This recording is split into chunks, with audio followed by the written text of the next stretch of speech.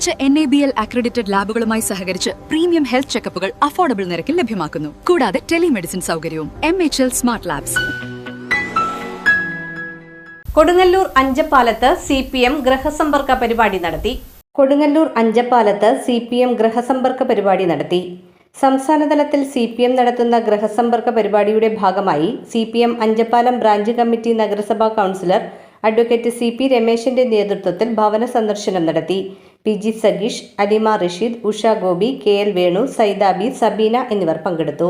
കമ്മിറ്റിയുടെ ആഹ്വാനപ്രകാരം പാർട്ടിയുടെ എല്ലാ ഘടകങ്ങളിൽപ്പെട്ട സഖാക്കളും ഭവന സന്ദർശനം നടത്തുന്നു.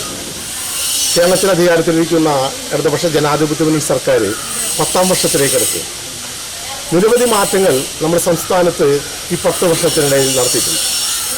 നമുക്കറിയാം, ഇന്ന് ക്ഷേമ പെൻഷൻ 62 ലക്ഷം പേർക്കാണ് കേരളത്തിൽ കൊടുക്കുന്നത്. 2000 രൂപയായിട്ട് ഈ പെൻഷൻ വർദ്ധിപ്പിച്ചു. അത് ഭവനങ്ങളിൽ കൊണ്ട് കൊടുക്കുന്ന നടപടികൾ സ്വീകരിച്ചത് 1ാം പിണറായി വിജയൻ നേതൃത്വം കൊടുക്കുന്ന സർക്കാരാണ്. 5 ലക്ഷത്തോളം ഭവനങ്ങൾ നമ്മുടെ കേരളത്തിൽ ലൈഫ് പദ്ധതിയിലൂടെ പണിതു കൊടുത്തിട്ടുണ്ട്. ഇപ്പം എൻ്റെ മുന്നിലുള്ള ഈ ഭവനടക്കം, ഈ പണിയുന്ന ഭവനടക്കം ലൈഫ് പദ്ധതി പെടുത്തിയിട്ടാണ് പണിത് കൊടുക്കുന്നത്. 5 ലക്ഷം പേർക്ക് ഭവനങ്ങൾ കൊടുത്തു. ആദ്യം പദ്ധതിയിലൂടെ നമ്മുടെ സാധാരണക്കാർക്ക് വേണ്ടിയിട്ട് സർക്കാർ ഹോസ്പിറ്റലുകൾ നവീകരിച്ചു. അതുപോലെ പൊതുവിദ്യാഭ്യാസ സംരക്ഷണത്തിൻ്റെ ഫലമായിട്ട് 45,000-ഓളം ക്ലാസ് റൂമുകൾ ഹൈടെക്കാക്കി. ഏകദേശം 4 ലക്ഷത്തോളം വിദ്യാർത്ഥിനികൾ പൊതുവിദ്യാലയങ്ങളിലേക്ക് ഇന്ന് കടന്നു വന്നിട്ടിരിക്കുക. കേരളം മാറിക്കൊണ്ടിരിക്കുക.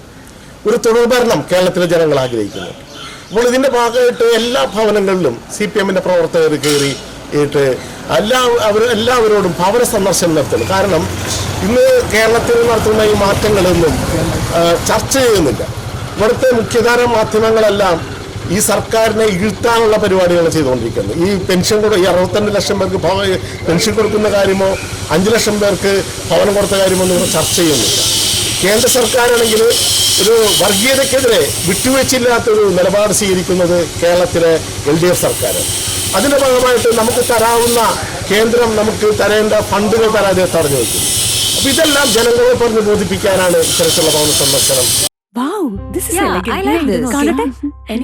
സാരി സെലക്ഷൻ കഴിഞ്ഞില്ലേ? എത്ര നേരായി? കല്യാണമൊക്കെ അല്ലേ അച്ഛാ? അപ്പോ ഏറ്റവും ബെസ്റ്റ് തന്നെ ആവണ്ടേ?